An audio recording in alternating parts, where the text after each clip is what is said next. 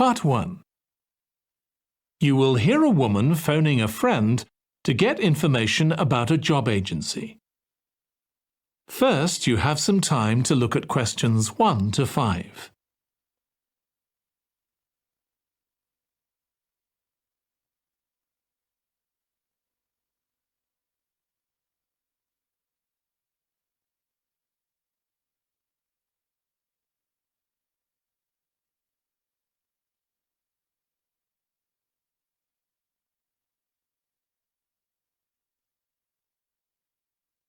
Now listen carefully and answer questions 1 to 5. Hello, William. This is Amber.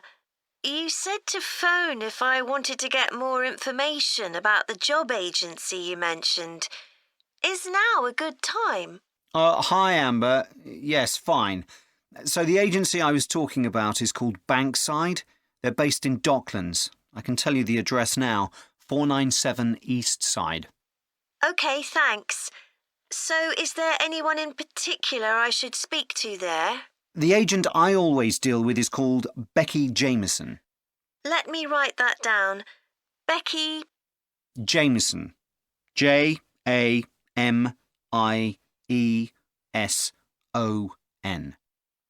Do you have her direct line? Yes, it's in my contacts somewhere. Right, here we are. 07866 510 333. I wouldn't call her until the afternoon if I were you. She's always really busy in the morning trying to fill last-minute vacancies. She's really helpful and friendly, so I'm sure it would be worth getting in touch with her for an informal chat. It's mainly clerical and admin jobs they deal with, isn't it? That's right. I know you're hoping to find a full-time job in the media eventually, but Becky mostly recruits temporary staff for the finance sector, which will look good on your CV and generally pays better too. Yeah, I'm just a bit worried because I don't have much office experience. I wouldn't worry. They'll probably start you as a receptionist or something like that. So what's important for that kind of job isn't so much having business skills or knowing lots of different computer systems. It's communication that really matters, so you'd be fine there. And you'll pick up office skills really quickly on the job. It's not that complicated. OK, good. So how long do people generally need temporary staff for? It would be great if I could get something lasting at least a month. That shouldn't be too difficult. But you're more likely to be offered something for a week at first, which might get extended. It's unusual to be sent somewhere for just a day or two. Right. I've heard the pay isn't too bad. Better than working in a shop or a restaurant. Oh, yes, definitely. The hourly rate is about £10, $11 if you're lucky. That's pretty good. I was only expecting to get £8 or £9 an hour. Before you hear the rest of the conversation, you have some time to look at questions 6 to 10.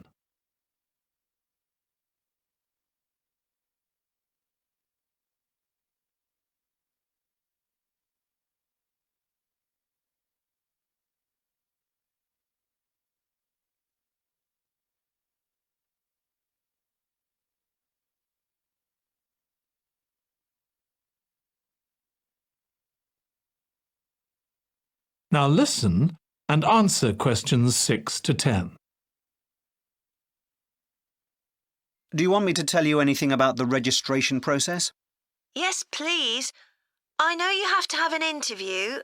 The interview usually takes about an hour, and you should arrange that about a week in advance. I suppose I should dress smartly if it's for office work. I can probably borrow a suit from Mum. Good idea. It's better to look too smart than too casual. Will I need to bring copies of my exam certificates or anything like that? No, they don't need to see those, I don't think. What about my passport? Oh, yes, they will ask to see that. OK. I wouldn't get stressed about the interview, though. It's just a chance for them to build a relationship with you, so they can try and match you to a job which you'll like. So there are questions about personality that they always ask candidates, fairly basic ones, and they probably won't ask anything too difficult, like what your plans are for the future. Hope not. Anyway, there are lots of benefits to using an agency. For example, the interview will be useful because they'll give you feedback on your performance so you can improve next time. And they'll have access to jobs which aren't advertised. Exactly. Most temporary jobs aren't advertised. And I expect finding a temporary job this way takes a lot less time. It's much easier than ringing up individual companies. Yes, indeed. Well, I think I've covered it. That is the end of Part 1. You now have 1 minute to check your answers to Part 1.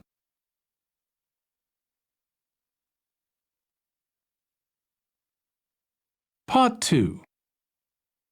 You will hear a woman giving a presentation about a holiday on an island in Britain that her company organises. First, you have some time to look at questions 11 to 14.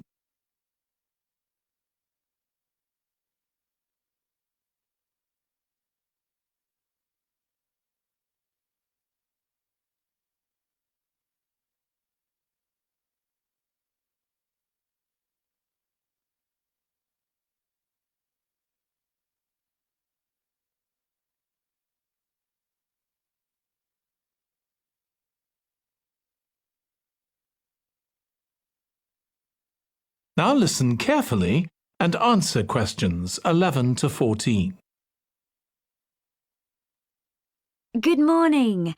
My name's Erica Matthews, and I'm the owner of Matthews Island Holidays, a company set up by my parents. Thank you for coming to this presentation, in which I hope to interest you in what we have to offer.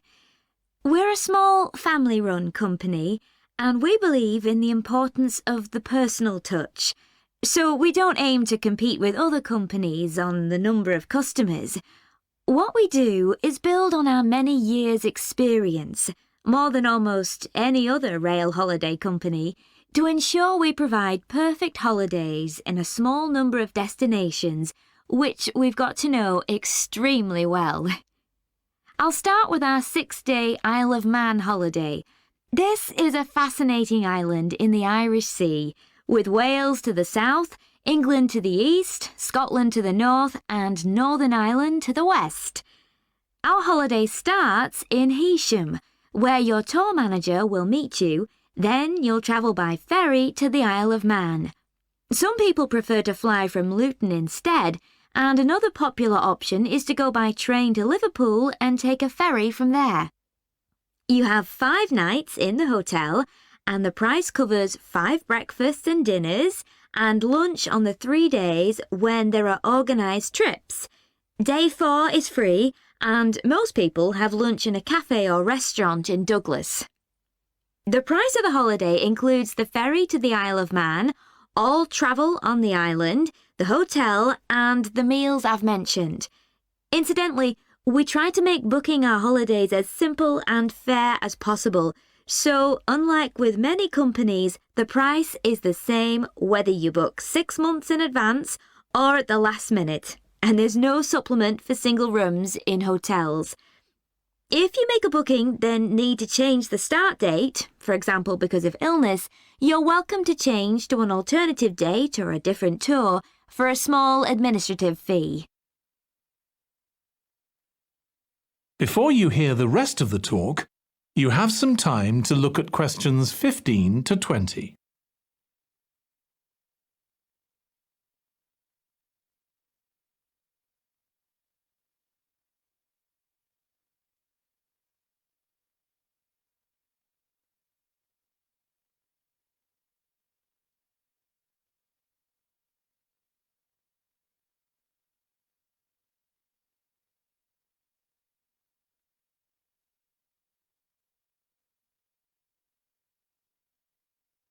Now listen and answer questions 15 to 20. Okay, so what does the holiday consist of? Well, on day 1, you'll arrive in time for a short introduction by your tour manager, followed by dinner in the hotel. The dining room looks out at the river, close to where it flows into the harbour, and there's usually plenty of activity going on. On day 2, you'll take the coach to the small town of Peel, on the way calling in at the Tynwald exhibition. The Isle of Man isn't part of the United Kingdom, and it has its own parliament called Tynwald. It's claimed that this is the world's oldest parliament that's still functioning, and that it dates back to 979. However, the earliest surviving reference to it is from 1422, so perhaps it isn't quite as old as it claims. Day 3, we have a trip to the mountain Snaefell. This begins with a leisurely ride along the promenade in Douglas in a horse-drawn tram. Then you board an electric train which takes you to the fishing village of Laxey. From there, it's an 8-kilometre ride in the Snaefell Mountain Railway to the top. Lunch will be in the cafe, giving you spectacular views of the island. Day 4 is free for you to explore, using the pass which we'll give you. So you won't have to pay for travel on local transport or for entrance to the island's heritage sites. Or you might just want to take it easy in Douglas and perhaps do a little light shopping. The last full day, day 5, is for some people the highlight of the holiday, with a ride on the steam railway from Douglas to Port Erin. After some time to explore, a coach will take you to the headland that overlooks the Calf of Man, a small island just off the coast. From there, you continue to Castletown, which used to be the capital of the Isle of Man and its medieval castle. And on day 6, it's back to the ferry, or the airport if you flew to the island, and time to go home. Now, I'd like to tell you a bit more. That is the end of part 2.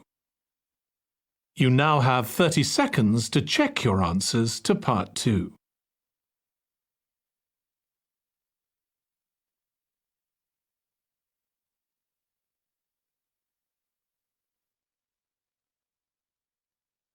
Part 3. You will hear 2 psychology students discussing the effects of the order in which the children in a family are born. First, you have some time to look at questions 21 to 26.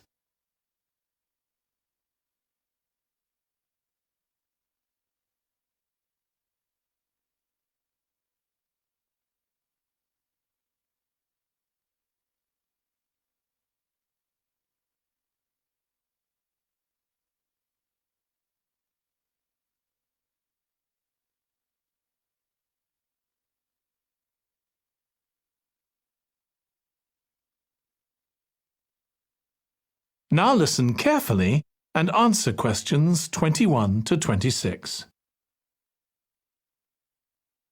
Ed, how are you getting on with the reading for our presentation next week? Well, OK, Ruth, but there's so much of it. I know. I hadn't realised birth order was such a popular area of research. But the stuff on birth order and personality is mostly unreliable. From what I've been reading, a lot of the claims about how your position in the family determines certain personality traits are just stereotypes, with no robust evidence to support them. OK, but that's an interesting point. We could start by outlining what previous research has shown. There are studies going back over 100 years. Yeah, so we could just run through some of the typical traits.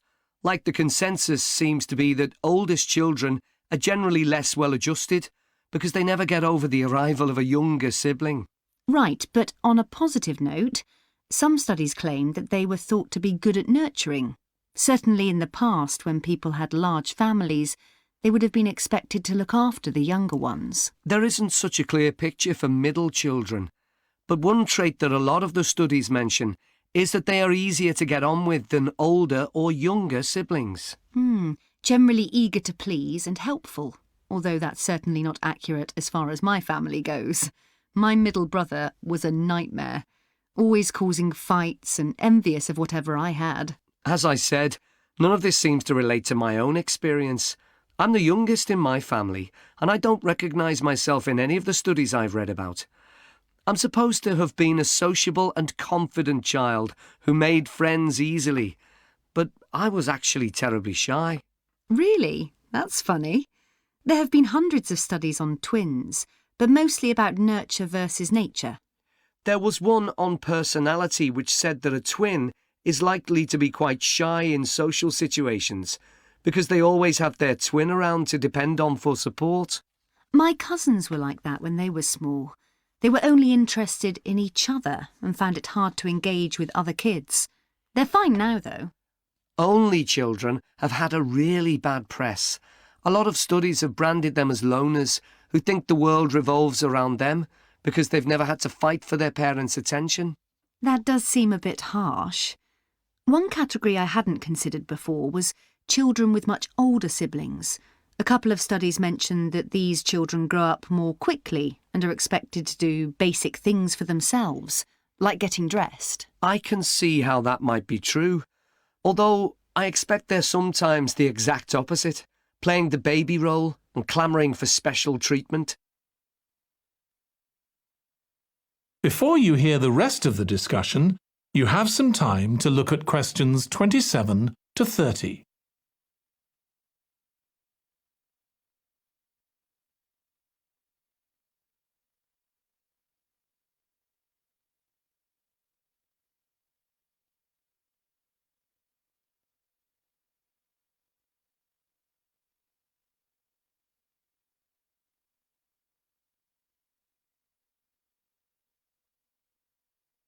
Now listen and answer questions 27 to 30. What was the problem with most of these studies, do you think? I think it was because, in a lot of cases, data was collected from only one sibling per family, who rated him or herself and his or her siblings at the same time. Some of the old research into the relationship between birth order and academic achievement has been proved to be accurate, though.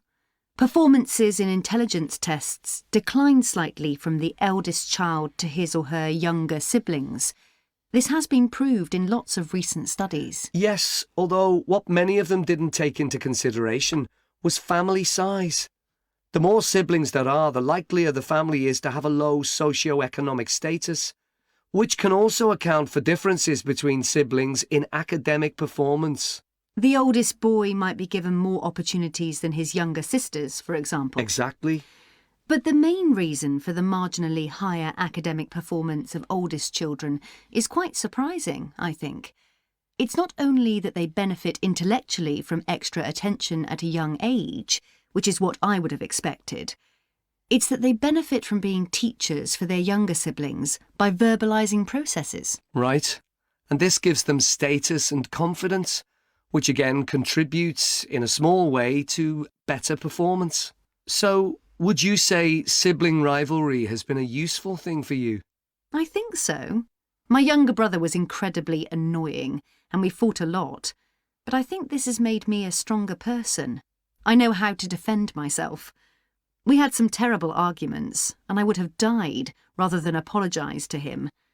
But we had to put up with each other, and most of the time we coexisted amicably enough. Yes, my situation was pretty similar. But I don't think having two older brothers made me any less selfish.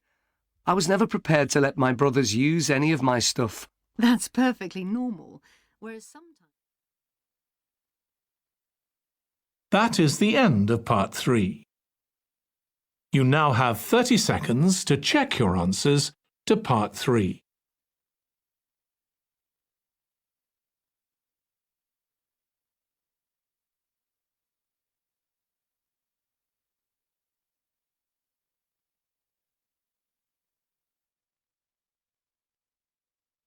Part 4.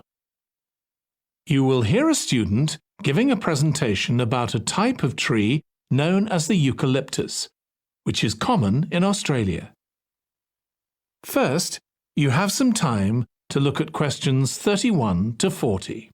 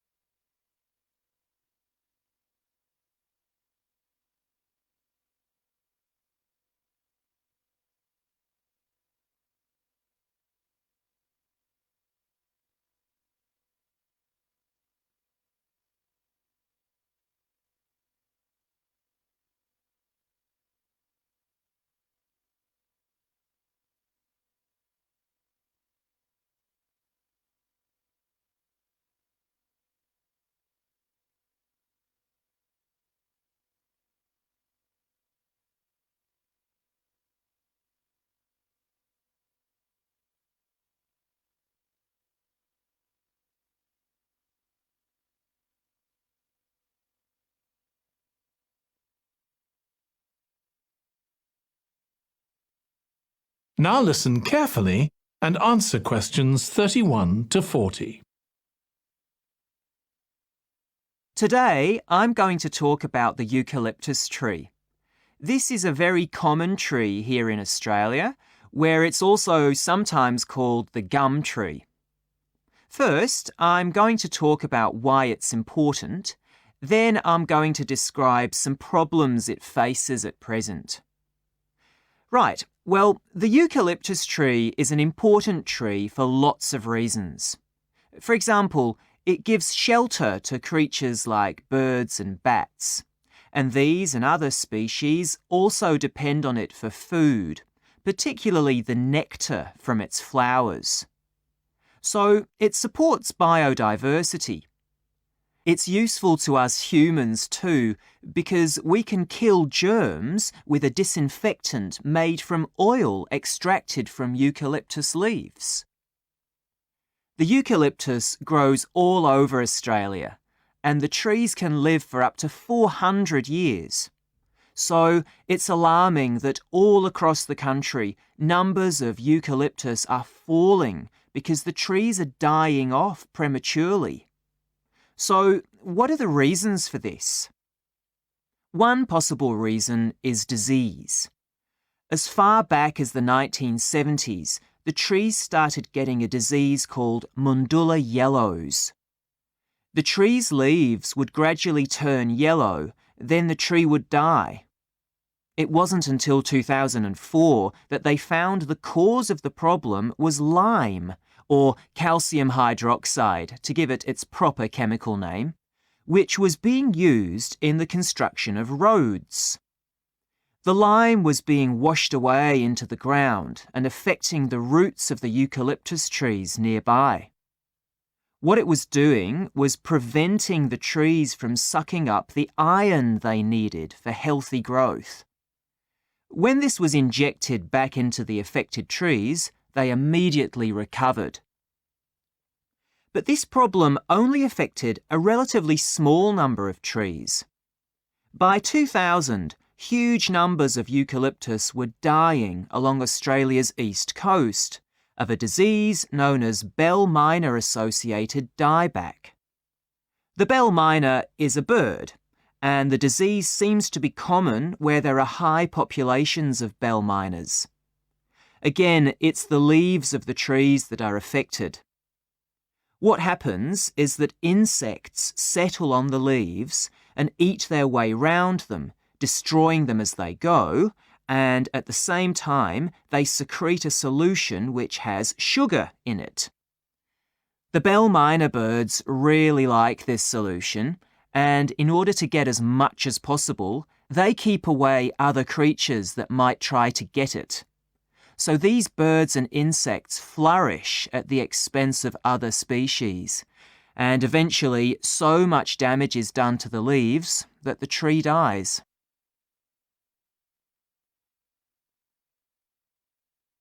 But experts say that trees can start looking sick before any sign of bell miner-associated dieback. So it looks as if the problem might have another explanation. One possibility is that it's to do with the huge bushfires that we have in Australia. A theory proposed over 40 years ago by ecologist William Jackson is that the frequency of bushfires in a particular region affects the type of vegetation that grows there. If there are very frequent bushfires in a region, this encourages grass to grow afterwards, while if the bushfires are rather less frequent, this results in the growth of eucalyptus forests. So why is this? Why do fairly frequent bushfires actually support the growth of eucalyptus? Well, one reason is that the fire stops the growth of other species which would consume water needed by eucalyptus trees. And there's another reason.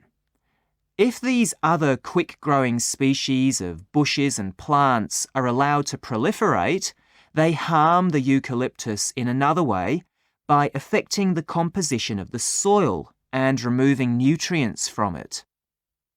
So some bushfires are actually essential for the eucalyptus to survive as long as they are not too frequent. In fact, there's evidence that Australia's Indigenous people practiced regular burning of bushland for thousands of years before the arrival of the Europeans. But since Europeans arrived on the continent, the number of bushfires has been strictly controlled.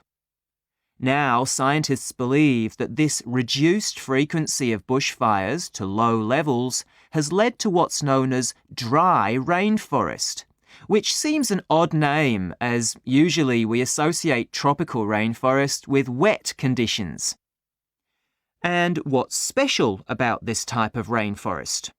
Well, unlike tropical rainforest, which is a rich ecosystem, this type of ecosystem is usually a simple one.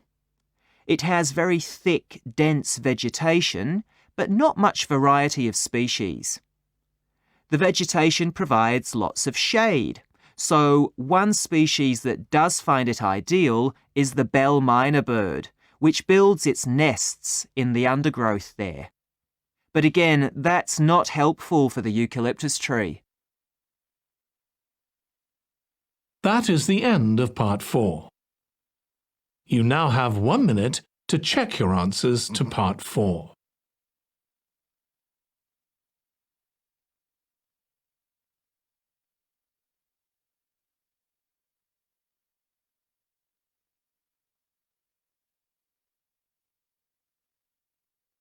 That is the end of the listening test.